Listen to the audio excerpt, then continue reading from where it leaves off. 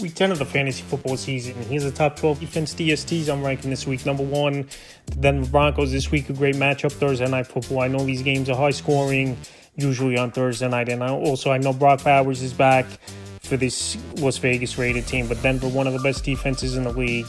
Majority of the season, Vegas Raiders have been one of the worst offenses in the league. And I think Denver at home, the Broncos, they've been on a roll over the last month of the season. So I think they go out there versus the Vegas Raiders, division matchup where they grinded out type of games at times, and their defense dominates in this one. Number 2, the Cleveland Browns. So the Browns have a good matchup versus the New York Jets. The Jets obviously traded away key defensive pieces, and this could help this Brown offense keep this defense fresh as well. But this New York Jet offense has had trouble all season long scoring touchdowns. They won a 2-week drought not scoring touchdowns until week 8.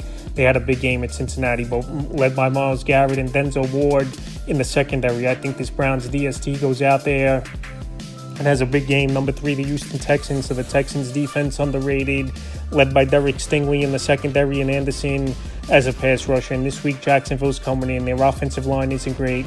Brian Thomas banged up. Even if he plays, he's not 100%. Travis Hunter out.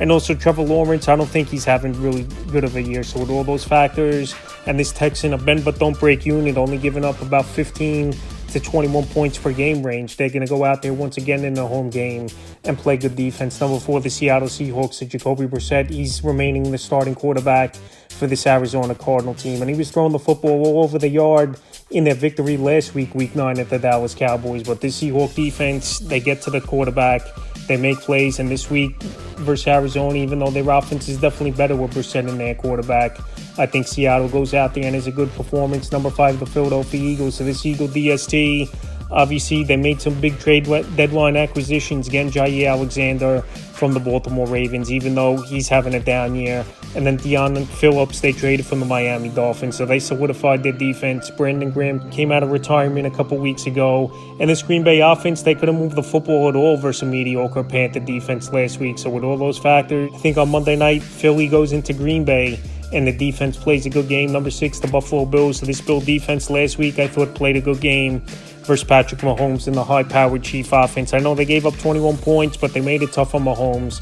They got to him a couple times, created a turnover. And this week, a great matchup at the Miami Dolphins, where they can't move the football effectively. Who has been turning the football over. He's been taking sacks. And this week, I think Buffalo in a division game go into Miami and take care of business. Number 7, the Carolina Panthers. So the Panthers are a great streaming option this week.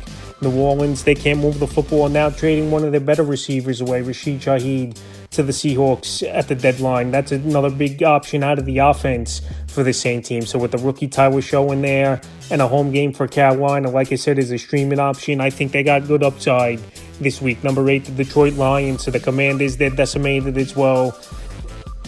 Detroit going into Washington this week. We know Jaden Daniels, devastating elbow injury, dislocated it. He's going to be out possibly the remainder of the season.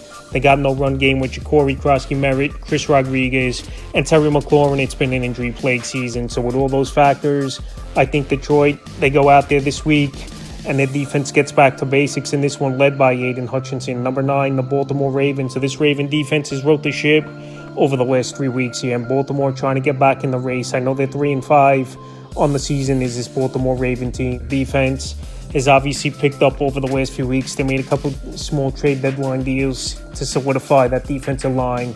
And J.J. McCarthy's only had a handful of starts in his NFL career. So I think Baltimore, they're going to have a good game plan in this one and find ways to get to McCarthy and also cause a few turnovers. Number 10, the Los Angeles Rams. So this Ram defense, an underrated unit this season.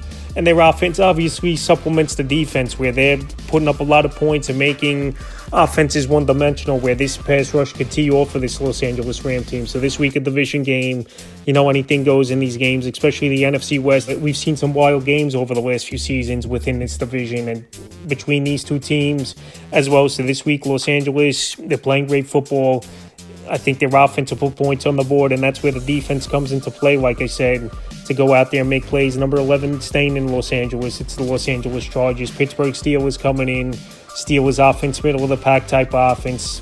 It hasn't traveled well for the most part, besides a few weeks ago with Cincinnati. They put up over 30 points, was this Pittsburgh Steelers offense. So the Chargers, last week, it was a It's a tough ball game for the Los Angeles Chargers, no doubt about it. In the game, they should have mopped the floor with the Tennessee Titans. But this week, Pittsburgh coming in, Chargers better home team in terms of playing defense than they are on the road. And I think this week they could get to Aaron Rodgers a couple times. We're at 41 years old. If you get a hand on him, he's going to go down and take the sack. And like I said, Pittsburgh, they didn't go out there and make a deal for another wide receiver.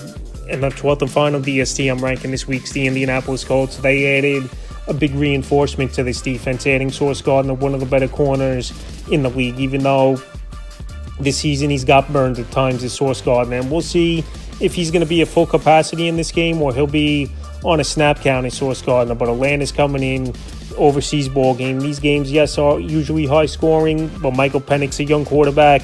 And like I said, to add a corner like Sauce Gardner, who more times than not is going to go out there and hold down a side of the field and play the best receiver on a team, even though I think Drake London still could get his in this if Sauce Gardner is going to play a majority of this game. But either way, I think Indianapolis, after a bad week last week, they go out there, have a good performance. So it's a top 12 defense DST units I'm ranking for Week 10 of the fantasy football season.